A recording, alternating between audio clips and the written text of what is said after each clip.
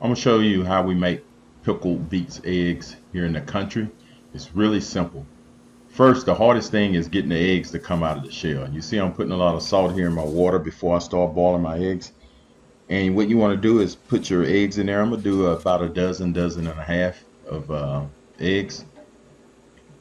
And you put them in the cold water, just lukewarm water.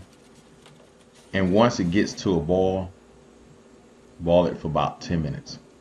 And I've seen a few videos on YouTube about people using pressure cookers to boil their eggs. And as you see, I'm showing you the date here.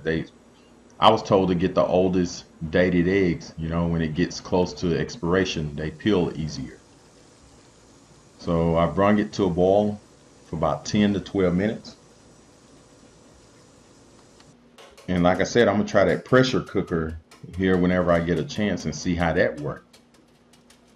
But this salt makes it peel off really easy.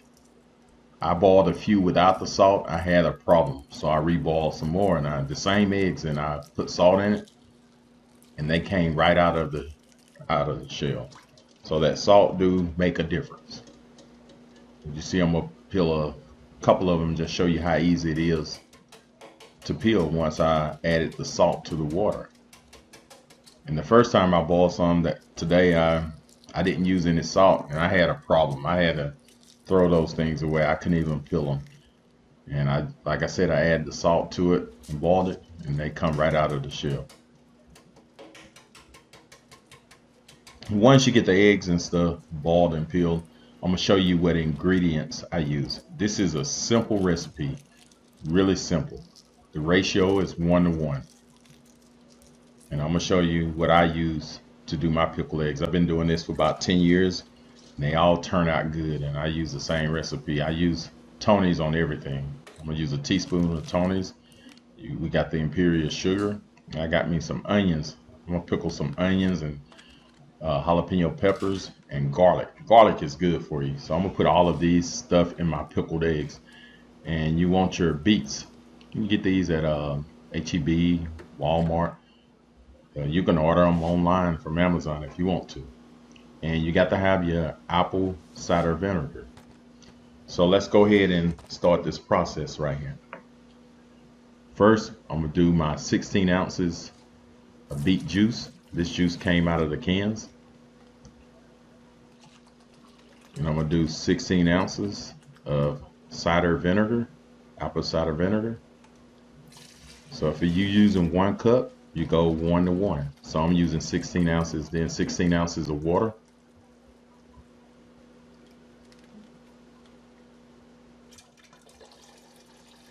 And then I'm gonna add 16 ounces of sugar. It looks like a lot of sugar, but you need this sugar. And like I said, I use a tablespoon of Tony's, and you can add a couple of more. I usually use a tablespoon or two. It gives it a little bit more flavor and a little spice in it.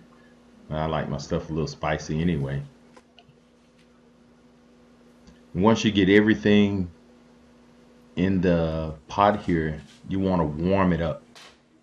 You don't have to bring it to a boil, but you want to warm it up so that you can dissolve the sugar easily, get everything mixed up.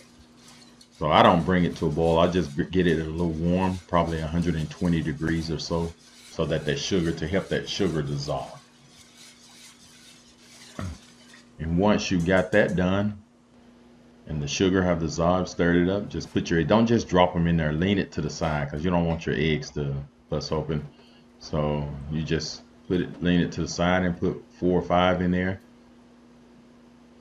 And you don't want to put all your eggs in there at one time. You want to stack layers. So you see I'm putting beets, and then I'm going to put some onions and also put some carrots in there also. So I'm going to put my garlic in. So I'm putting layer after layer.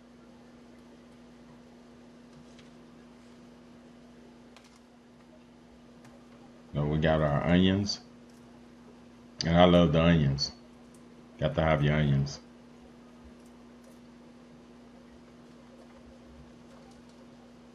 And then you put the rest in there. Then you put your jalapenos.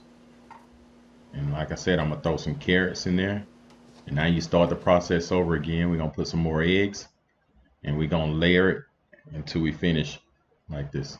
Like I said, you don't want to put them all in there at one time. You want to have stuff layered and separated. Once we get everything in there, you take your beet juice, the one that you have warmed up on the stove, you pour it in there. Make sure everything is covered up. You don't want no eggs uncovered. And just put your top on it.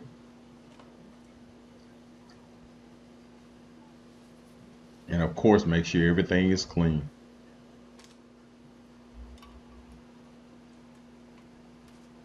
Make sure it's tight and sealed.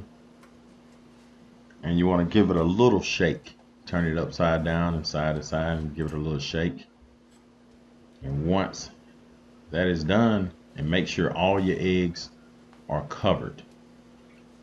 And I'm gonna let these sit for 2 days.